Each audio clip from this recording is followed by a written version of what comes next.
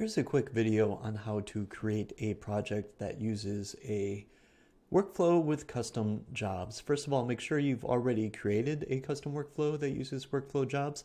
I'll share a link to another help video to show you how to do that. Once that workflow has been created, simply go to your dashboard, click New Project. We'll name this one Stakeholder Site Reviews.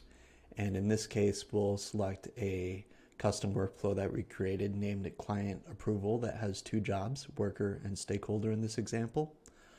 We'll select that workflow and then make sure you have workflow jobs enabled on the project.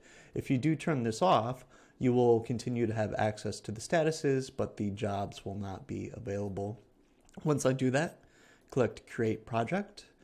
I'll invite my team members and create the project. And from there, as soon as you create a task, you will always have access to these work holder and stakeholder jobs that are part of this custom workflow with jobs. And there you have it. That's how you create a project that uses workflow jobs.